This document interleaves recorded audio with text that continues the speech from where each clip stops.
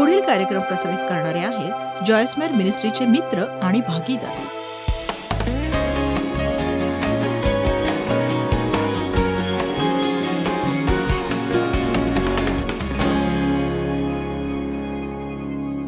मला माहिती आहे की इस्रायलींना मनाची समस्या होती. त्यांच्या मनात वाईट साईट काहीतरी भरलेलं होतं. त्यांची मनं अभिमानी होती, त्यांची मनं आखडू होती, त्यांची मनं अधीर होती. सहजरित्या ते निराश होत असत. ते खूप काही सहन करू शकत नव्हते. म्हणूनच त्यांना अरण्यात वारंवार वारंवार वारंवार फेऱ्या माराव्या लागल्या. जेव्हा परमेश्वर त्यांची वाईट वृत्ती बदलू पाहत होता. ही खेदाची बाब आहे, खूपच खेदाची बाब आहे. बघा, त्या काही लाखांमधून फक्त केवळ दोनच लोक वचनदत्त भूमीपर्यंत पोहोचू शकले. मी आजही हैराण आहे. बघा, आपण त्या टक्क्यांकडे पाहून सांगू शकतो की अजून किती ख्रिस्ती खरंच कधी पोहोचले आहेत वचनदत्त भूमीमध्ये. बघा, वचनदत्त भूमीत राहणं आणि फक्त त्याबद्दल बोलत राहणं फरक आहे यामध्ये. मीही कधीतरी या टप्प्यावर होते खूप वर्षांपूर्वी, 15 वर्षांआधी, जेव्हा मी दुसऱ्यांकडून वचनदत्त भूमीविषयी खूप ऐकून होते. मला त्या भूमीत राहायची इच्छा होती. मी स्वतः परमेश्वराबाबतीत गंभीर झाले आणि म्हटलं, काहीही करावं लागलं तरी चालेल, मी तणावात जगणार नाही, मी शांतीशिवाय जगणार नाही, मी माझ्या जीवनात प्रत्येक दिवसाचा आनंद घेण्यास शिकेन. आणि म्हणूनच आम्ही आमच्या TV कार्यक्रमाचं नावही ठेवलंय, आनंद घ्या प्रत्येक दिवशी जीवनाचा. जर तुम्ही साधारण रोजच्या जीवनाचा आनंद घेऊ शकणार नाही तर मग या जगण्याला अर्थ काय? जर आपण रोज उठून रागवत असू, नाराज असू, कोणी आपल्या विरुद्ध काही वागलं की लगेच निराश होत असू आणि त्यांना क्षमा करत नसू, आपल्याला लोकांशी मित्रत्वाने वागताच येत नसेल, बघा, सैतानाकडे आपल्याला त्रास देण्यासाठी अनेक गोष्टी असतात. आपण आपली परिस्थिती बदलण्याची आशा करत राहण्यापेक्षा म्हणायचं, परमेश्वरा मला बदल. खरोखर ही एका विश्वास होणाऱ्यासाठी रूपांतरणाची स्थिती असते. तो एका विश्वास होणाऱ्यासाठी निर्णायक क्षण असतो, जेव्हा आपल्याला समजतं परमेश्वर खरोखर या परिस्थितीद्वारे बदलवू इच्छितोय आपल्याला. आणि म्हणूनच जेव्हा परमेश्वर अशा परिस्थितीत आपल्याला टाकतो तेव्हा आपण हे लक्षात घ्यायला हवं की आपल्याकडून काहीतरी अपेक्षा आहे. तो आपल्याला बदलतोय, समोरच्यालाही बदलतोय, सगळ्यांनाच बदलत असतो तो. बघा, परमेश्वर प्रत्येकाचा वापर करतो आणि असंच तो वाईटापासून चांगलं निर्माण करतो. सगळ्या गोष्टी मिळून अखेर कल्याणकारकच होतील जे परमेश्वरावर प्रीती करतात, त्याच्या उद्देशानुसार ऐकतात. योसेफाने आपल्या भावंडांना सांगितलं, तुम्ही ज्यांच्याद्वारे वाईट वागलात, परमेश्वर त्याच्याकडूनच माझं भलं करू इच्छितो. परमेश्वर वाईट गोष्टीद्वारेच चांगलंही करतो. तो समोरच्याला आणि तुम्हालाही आत्मिक रूपात सामर्थ्यशाली बनवण्यासाठी प्रयत्न करतो, म्हणजे सैतान तुमच्यावर हल्ला करू शकणार नाही. आमेन. गणना अध्याय 21 वचन 4 आणि 5.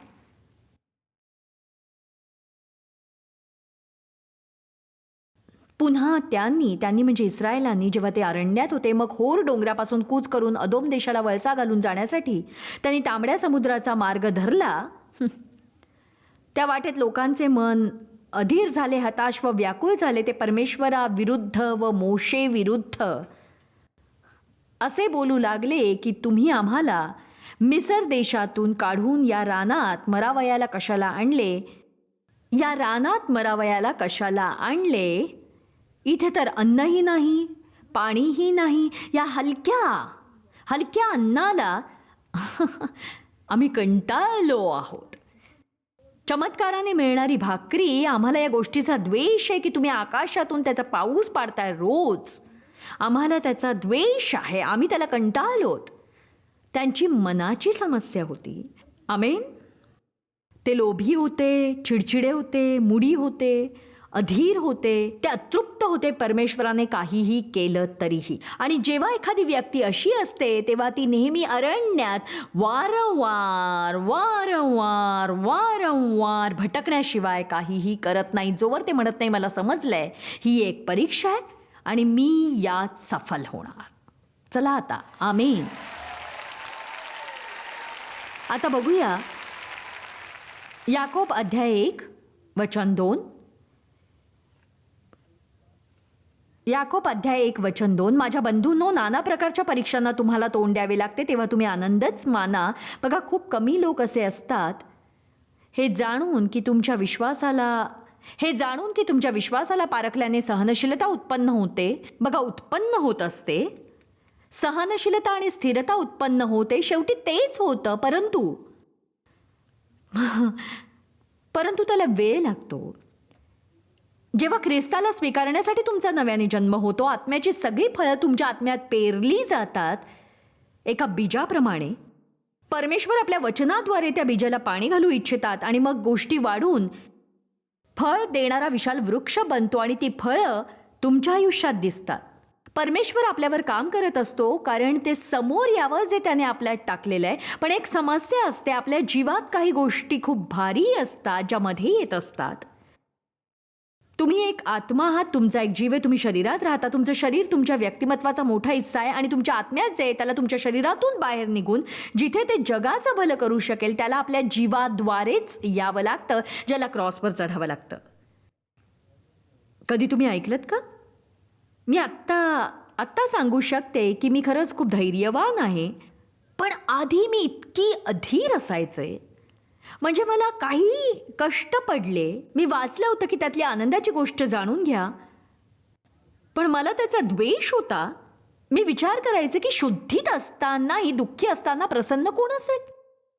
मला समजत नव्हतं की नक्की काय होतंय ते. मला समजत नव्हतं की ते दुःख माझ्यातला कचरा बाहेर काढत होतं जो मी बघण्याची गरज होती, कारण मी स्वतःला गरजेपेक्षा जास्त उच्च समजत होते. बघा, आपल्याला वाटतं की आपण शास्त्रात वाचलंय आणि अधोरेखित केलंय म्हणजे ते आपल्याला समजलंय. पण आपल्याला तोवर समजत नाही जोवर आपल्याला पारखलं जात नाही आणि आपण त्या परीक्षेतून यशस्वी होत नाही आणि आपली एक पवित्र वृत्ती नसते. एक स्थिर पवित्र वृत्ती आपल्या जीवनात काहीही घडत असलं तरी. आणि बघा, आपल्याला 25 वर्षांपर्यंत तो संदेश आठवड्यातून एकदा तरी ऐकायला पाहिजे. मी तुम्हाला सांगते, मला खरोखर तुमची दया येते, कारण मला माहिती आहे की आता तुम्ही इथे आलात तर तुम्हाला आत्ता अवश्य पारखलं जाईल.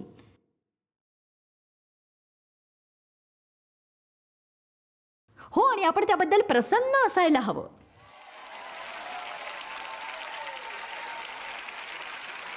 बघा, देवला याचा त्रास होत नाही कारण त्याला माहिती आहे तो परीक्षेत पास होणार. याचाच अर्थ त्यांना त्रास होत नाही जे जाणतात की त्यांना अभ्यास करायचा आहे आणि त्यांनी स्थिर राहायचं आहे जेव्हा ते सैतानाला हावी होताना पाहतील. आमेन. यासाठी मी एक नवीन नारा अवलंबलाय की मी आत्ताही इथे आहे, मी अजूनही इथे आहे आणि पुढच्या वर्षी सुद्धा मी इथे असेनच. मी इथे असणारच नक्कीच, कारण मी निर्णय घेतलाय की माझ्या आत राहणारा जे त्याहून श्रेष्ठ आहे. आणि मला माहिती आहे की सैतान माझ्या विरुद्ध येणारच, त्याला माझा द्वेष आहे, त्याला माझ्या कामाचा द्वेष आहे. मला हेही माहिती आहे की परमेश्वरापेक्षा तो शक्तिशाली नाही.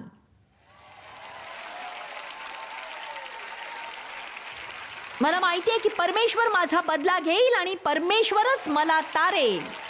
आमेन. म्हणजे आपल्याला थोडा धीर मिळतो. एक गोष्ट लक्षात ठेवा, धीराच्या आधीपासूनही परीक्षा असतातच. माझ्यातून अजून खूप काही काढलं गेलं, जसं की राग, आक्रस्तायपणा, तक्रार करणं. एक सांगू का? मी शेवटी स्वतःलाच कंटाळले. खरंच. इथे कुणी असं आहे का जे स्वतःलाच कंटाळलेले आहे, ज्यांना वाटतंय की इथून पुढे असं वागणं मी सहनच करू शकत नाही, मी थकले, मी अशा निराशेत झुरण्याला थकले, मी तक्रार करायला, कुरकुर करण्याला, सैतानाला माझ्यावर अधिकार मिळवू द्यायला कंटाळले, स्वदयेला कंटाळलेले आहे. जेव्हा तुम्ही स्वतःला कंटाळता तेव्हाच तुम्ही म्हणता की मी बदलण्यास तयार आहे. जे करायचं असेल ते करा, मला बेडीने बांधून टाका ज्याची गरज असेल ते, कारण पुढच्या वर्षी मला यावेळी असंच नाही राहायचं. आमेन.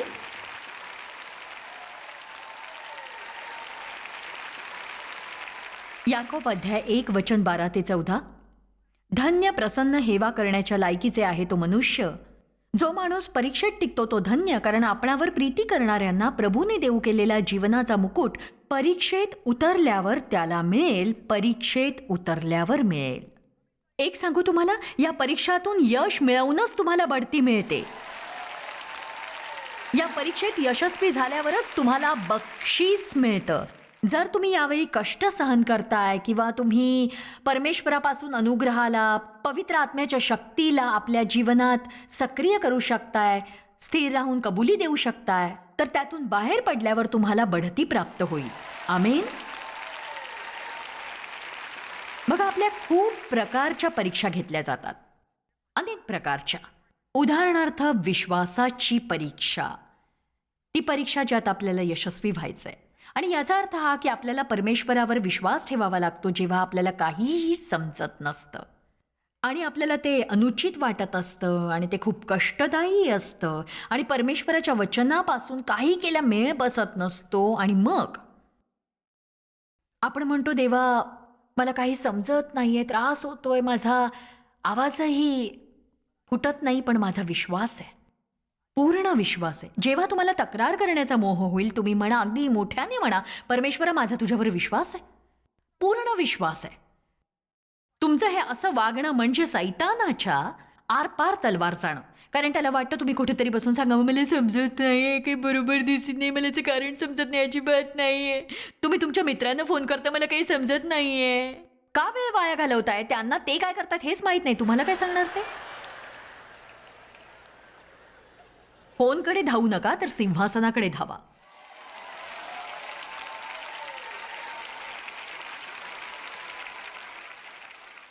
मी एके दिवशी एक उदाहरण पाहिलं, कमी विश्वास आणि अधिक विश्वासाचं. आणि मला नाही माहीत तुम्हाला बोटीबद्दल काही माहिती आहे की नाही, पण नाव छोटी जेव्हा छोटी असते तेव्हा लाटा आपल्याला अधिक प्रभावित करतात.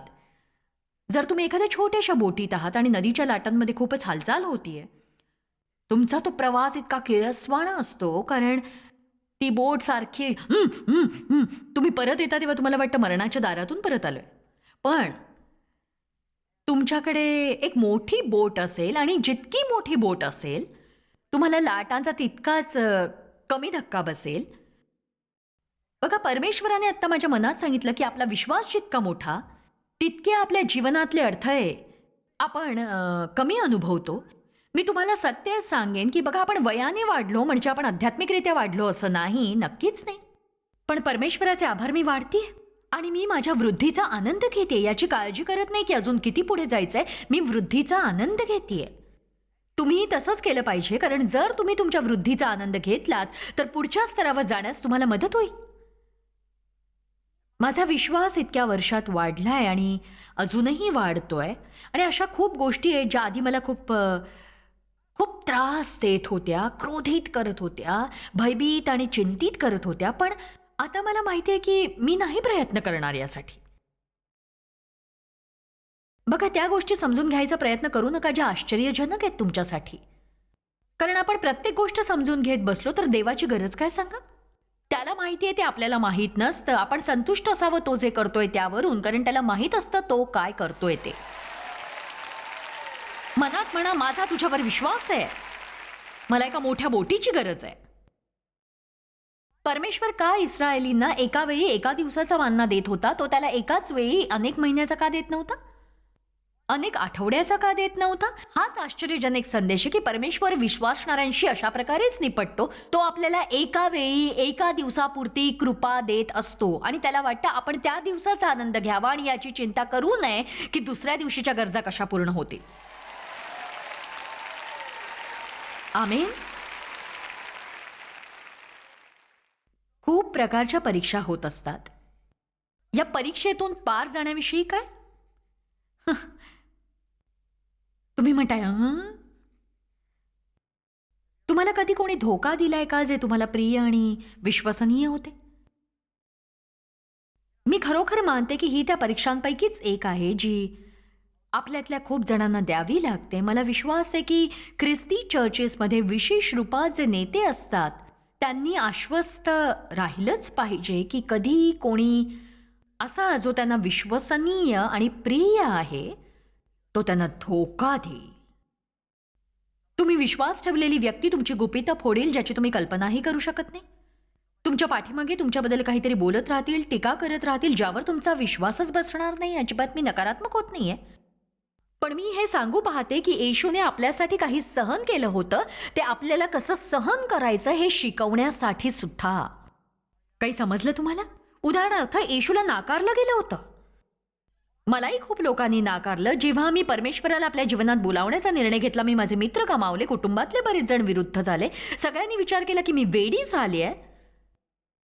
खरं तर आपण ज्या समाजात वावरतो तिथे स्त्रिया हे करत नव्हत्या, त्या संदेश देत नव्हत्या, आणि त्यावेळी मला एक विद्रोही वेडी असं म्हटलं गेलं. लोक माझ्याशी कुठलेही संबंध ठेवू इच्छित नव्हते. मला केवळ लोकांनीच नाही तर माझ्या वडिलांनीही मला नाकारलं होतं. आणि नाकारलं जाण्याचं दुःख हे खूप वाईट असतं, खूप अंगावर येणार असं दुःख असतं. सैतान लोकांची प्रगती रोखण्यासाठी अशा लोकांचा वापर करत असतो. आपल्या भूतकाळाबद्दल विचार करताना मी पाहिलं की परमेश्वर जेव्हा माझी बढती करत होते माझ्या सेवा कार्यातल्या पुढच्या स्तरावर, आपल्याला कधीच माहीत नसतं की शेवटी आपण कुठे पोहोचणार आहोत. मी घरात 5 वर्षापर्यंत बायबल स्टडी घेत होते. त्यानंतर एका चर्चमध्ये काम करायला गेले. माझी थोडी वाढ झाली. काही काळाने मला तिथे पाळक बनवलं गेलं, जी अजून एक प्रकारची वाढ होती. खूप वेळानंतर परमेश्वराने मला माझं स्वतःचं सेवा कार्य दिलं आणि मी खूपदा अनुभव घेतला. माझी वृद्धी झाली होती. बघा, कधी कधी तुम्हाला वर जाण्यासाठी खाली जावंच लागतं. त्यानंतर परमेश्वराने मला टीव्हीवर आणलं. त्यानंतर त्याने मला दैनंदिन टीव्हीवरही आणलं.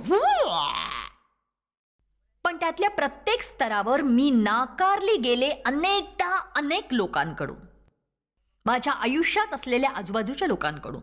माझ्या जीवनातले असे लोक जे मला खूप प्रिय होते आणि मी त्यांची स्वीकृती आणि मंजुरी इच्छित होते. मला शिकावं लागलं आणि तुम्हाला शिकावं लागेल की जरी आपल्याला आवडत्या लोकांचं कौतुक आणि साथ मिळाली नाही तरीही आपण त्यांच्याशिवाय राहू शकतो. आमेन. इतकंच नाही तर शास्त्रानुसार ती आधारशिला जिला निर्मितांनी नाकारलं होतं, ही येशूची गोष्ट होती आणि ते आता मृत आधारशिला बनलेत. त्यांनी येशूला नाकारलं होतं, आता ते परमेश्वराच्या उजव्या बाजूला बसलेत, पृथ्वी आणि आकाशावर राज्य करतायत. तुम्हाला कदाचित नाकारलं जाईल, पण परमेश्वर तुम्हाला मुख्य आधारशिला बनवू इच्छितोय जर तुम्ही त्याच्यावर दृष्टी ठेवलीत. त्यांनी शिष्यांना सांगितलं, जेव्हा ते शिकवण देण्यास गेले, त्यांनी सांगितलं तुम्ही कुठल्याही नगरात गेलात आणि तुम्हाला नाकारलं गेलं, ऐका त्यांनी काय करायला सांगितलं, आपल्या पायाची धूळ झाडा आणि पुढच्या नगरात जा आणि आपलं काम तसंच चालू ठेवा. आमेन. बघा, तुम्हाला या 3 परीक्षेत यशस्वी व्हावं लागेल. तुम्हाला या अवस्थेत पोहोचावं लागेल जिथे जर कोणी येऊन तुमचं मोजमाप करेल, तुम्हाला नाकारेल, तुम्हाला मेजवानीसाठी आमंत्रित करणार नाही, तुम्हाला जेवायला बोलवणार नाही, ऑफिसमध्ये तुम्हीच असाल जे परमेश्वरासाठी चांगलं करू पाहताय, सगळे तुमच्यापासून दूर जात आहेत, अशा वेळी तुम्ही देवाला म्हटलं पाहिजे, परमेश्वरा माझ्याकडे तू आहेस.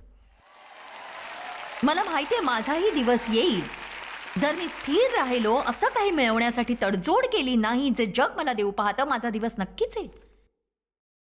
त्यांना झटकून टाका आणि पुढे चालत राहा. यहुदाच्या चुंबनाची परीक्षा मला ही सगळ्यात कठीण वाटते. मी काय याला यहुदाच्या चुंबनाची परीक्षा म्हणते, कारण येशूने ही परीक्षा पास केली होती. जर तुम्ही ते वचन वाचाल ज्यात यहुदाच्या व्यवहाराचा उल्लेख केला आहे, तुम्हाला त्याचा गळा आवळण्याची इच्छा होईल. त्याने येशूला फसवलं एका चुंबनाने, इतर कशाने नाही. जेव्हा ते बसले भोजनासाठी आणि येशूने सांगितलं की कोणीतरी मला धोका देणार आहे, यहुदा म्हणाला, पण प्रभू मी तो नक्कीच नाही. ढोंगी होता तो, खोटारडा आणि ढोंगी. त्याने परुषांबरोबर सौदा केला होता येशूला फसवण्याचा. तो एक लोभी होता. पण एक सांगू का, येशू या परीक्षेत यशस्वी झाला. मला कसं माहित तो झाला? कारण त्याने धाव पूर्ण केली परमेश्वराच्या इच्छेनुसार. त्याने परमेश्वराची योजना पूर्ण केली. त्याने आपली धाव पूर्ण केली आणि तो वधस्तंभावर गेला. आणि त्याने नाकारलं जाण्याला स्वतःला थांबवू दिलं नाही. गैरसमजुतीला त्याने आपल्याला थांबवू दिलं नाही. यहुदाच्या चुंबनाला त्याने आपल्यापासून थांबवलं नाही. म्हणून आपण इथे आहोत. आणि जर तुम्ही सैतानाला आपल्यापासून रोखलत तर भविष्यातही कुणीतरी परमेश्वराची स्तुती करेल तुमची साक्ष आणि तुमच्या पुराव्यामुळे. आमेन.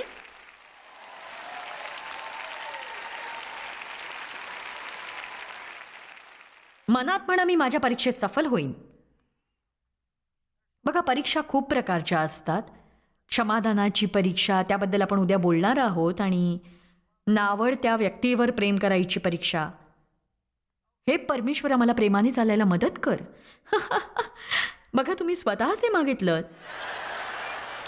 तुम्ही स्वतः हे मागून घेतलं. माझ्या मुलीने 3-4 वर्षाआधी मला फोन केला. तिला एका व्यक्तीचा खूप राग आला होता, इतका की ती अगदी वेडी झाली होती रागाने. आणि ती म्हटले की मी खूपच रागात आहे आणि इतकी त्रासले की त्या व्यक्तीला माझ्या जीवनातून काढूनच टाकायचा विचार करते. मी परत हे सहन करणार नाही, blah blah blah blah blah. आणि ती म्हणाली, परमेश्वराने मला आठवण करून दिली की मी प्रार्थना केली होती की मी सगळ्यांवर प्रेम करी. बघा, आपण अशी प्रार्थना करतो जी खूप आध्यात्मिक अशी वाटते.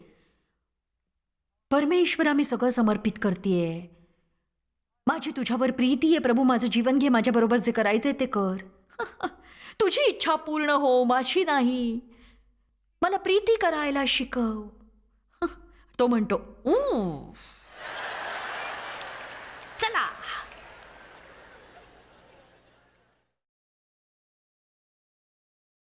बघा, आपल्या सगळ्यांच्या जीवनात असे लोक आहेत ज्यांचा आपण गळा आवळू इच्छितो. आणि समजा ती व्यक्ती निघून जरी गेली तरी त्या जागी जी दुसरी व्यक्ती येते ती याहूनही अधिक भयानक असते. आमेन. अजून एक परीक्षा आहे वेळेची परीक्षा. परमेश्वराला खूप वेळ लागतो कोणतंही काम करण्यासाठी. का परमेश्वरा, का? केव्हा परमेश्वरा, केव्हा? तुला यासाठी सिंहासनावरून उतरावंही लागणार नाही. फक्त माझ्याकडे बघ आणि एक अगदी साधासा चमत्कार कर. कृपा कर ना परमेश्वरा. तू मला हे सहन का करायला लावतोयस? माझी परीक्षा का घेतोयस तू? ही परीक्षा आहे. ही परीक्षा आहे. ही परीक्षा आहे. परीक्षा. कारण आपल्याला हे ऐकायला आवडतं की हे देवा, माझं मन तुझ्या हातात आहे. चला आता. हो परमेश्वरा, माझं मन तुझ्या हातात आहे. स्तोत्रसंहिता 31:14 बघू. निरुत्साही होण्याची परीक्षा,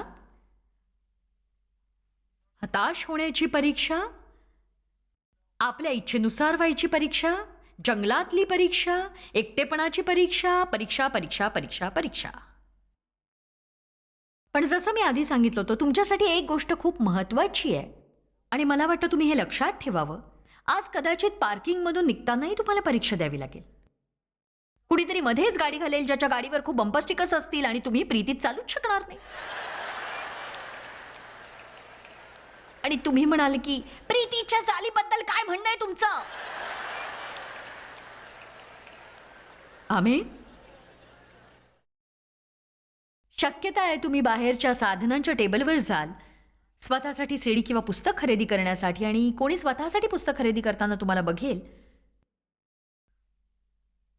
तुमचं असं होईल की त्याऐवजी तुम्ही म्हणू शकता, ही एक परीक्षा आहे. ही एक परीक्षा आहे. जॉयसने सांगितलं होतं की माझी परीक्षा घेतली जाईल. माझ्या मनात एक उद्देश आहे आणि मी इथून पुढे परीक्षेत यशस्वी होईन. मी परीक्षेत यशस्वी होईनच. आमेन. मला तुम्हाला सांगायचंय, जर तुम्हाला परीक्षेत सफलता मिळू लागली तर तुमच्या खूप परीक्षा घेतल्या जाणार नाहीत आणि जरी घेतल्या गेल्या तरी तुमचं त्याकडे लक्षही जाणार नाही. मला त्रास नाही होत जरी आमच्या हॉटेलच्या खोलीमध्ये टॉवेल नसला तरी. मी म्हणते परीक्षा आहे. बघा, आपण खूप समजूतदार झालं पाहिजे. मनात म्हणा, मी माझ्या परीक्षेत यशस्वी होणार. आमेन. देवाची स्तुती करूया का?